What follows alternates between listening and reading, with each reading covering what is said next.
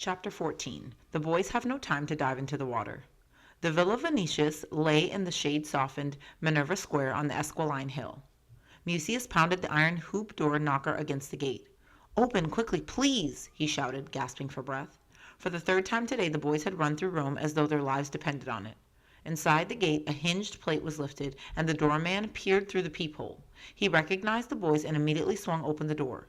"May the gods attend you, noble young lords," he said in greeting. His young mistress, Claudia, had given him strict orders to admit her brother Caius's friends always and to welcome them with honors.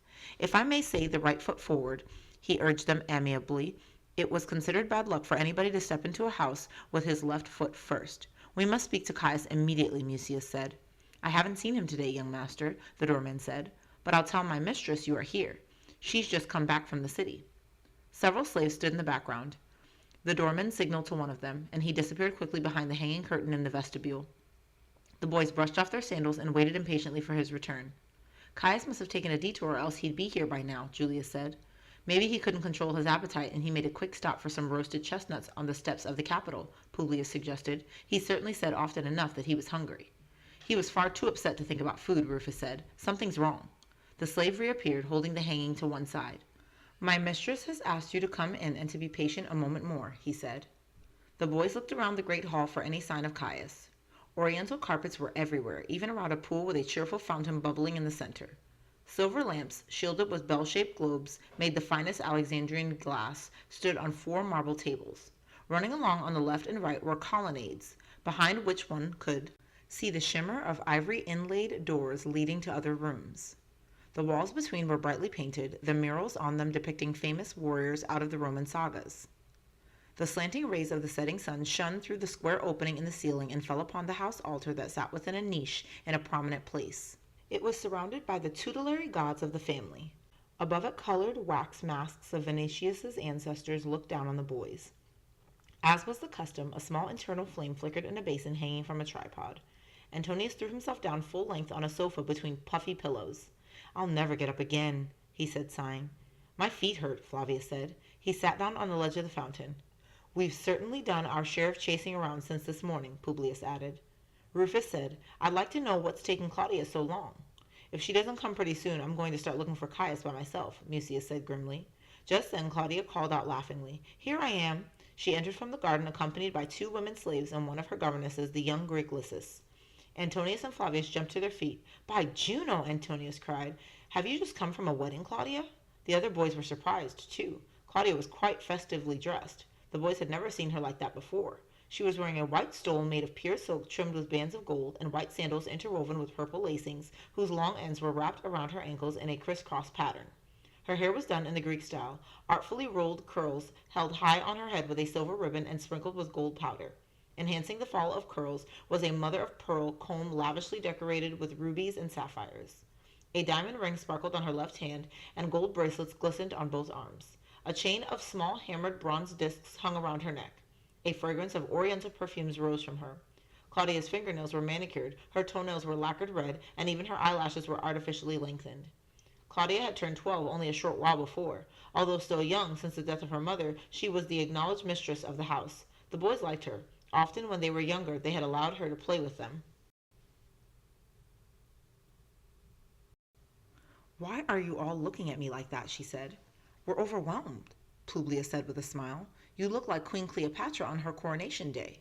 "And you smell like the soap factory of Menelaus," Mucius said as a joke. Claudia laughed. "You'll have to forgive me for being so dressed up," she said. "I have to visit my great-aunt once a month, and I've just come back. She's the emperor's mother. She insists that I dress like a princess so that I can impress her son, the emperor, in case he should accidentally see me." "The sight of you would delight even the gods on Olympus," Rufus said. Everybody laughed because Rufus often spoke inordinately and at great length about Claudia. "Well, it's wonderful to have you here," Claudia said. "We have a new swimming pool in the garden, and imagine, it has a real little waterfall. It's so hot out today. Why don't you jump in and cool off?" "Another time with pleasure," Mucius said, "but we have no time now. Where is Caius? We must talk to him immediately about a matter of vital importance." "Caius has gone off somewhere," Claudia said. "When I came home a few minutes ago in my sedan chair, I saw him and my father's private secretary, Tiro, run out of the garden gate as though evil spirits were after them. I called them, but they were so excited they didn't hear me. By the powers of heaven, Julius blurted out. We've come too late. Nonsense, Mucius said. We can intercept them if we climb down the side of the hill. Then we'll reach the city prefecture before they do. Hurry. Publius, get our sandals out of the entrance hall. We'll cut through the garden. It's closer. Publius tore out of the room. Claudia heard all this with astonishment. Why is it so important to catch up with Caius? She asked anxiously. We can't explain now, Julius said. It's a matter of life and death, Antonius said. Claudius looked at them, terrified. What? She said. Julius asked Claudia, who is this Tiro? Can he be trusted? Claudia nodded fervently. Oh, yes, my father got rid of his former secretary and took Tiro to replace him. Tiro's not a slave. He's a hostage. And you know hostages are never considered slaves. Tiro is a young prince from Armenia. After the fall of Armenia, my father brought him to Rome. He treats him like a peer and a friend. Tiro is grateful to him, and he has sworn eternal loyalty. My father trusts him without reservation. Publius returned with the sandals, and the boy slipped them on. Why are you in such a hurry? Claudia asked. Has Caius done something wrong? They often argued, of course, but she loved him very much. He's about to, Publius said. Rufus added, he just doesn't know it. Claudia looked from one to the other in silence. Lysis, her young Greek girl, broke in. Young masters, there's absolutely no point in your running to the city prefecture. Why not? Mucius asked. The prefect isn't in his office today. Because of the terrible heat, he stayed at home. Caius and Tiro are on their way to his villa. I was present when Caius told Tiro about Udo and the letter. Where's the prefect's villa? Please, Lysis, quickly, said Mucius. Publius can run ahead of us and try to catch them. He runs fast as a whippet. I'm afraid I don't know where the villa is, young master, Lysis said sadly. Julius beat his fist on the table. Now we're done for, he said. The spirits of the underworld are throwing rocks in our way, Antonius cried. At that moment, noises were heard in the reception hall, and excited voices rang out behind the hanging. Then the drapes were flung to one side, and 4 slaves entered carrying a young man whom they placed on the sofa. Claudia ran up to him. Tiro, she cried. What happened?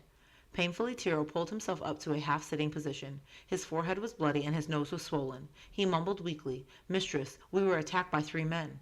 Where is Caius? All the boys cried. They captured him and dragged him away, Tiro said.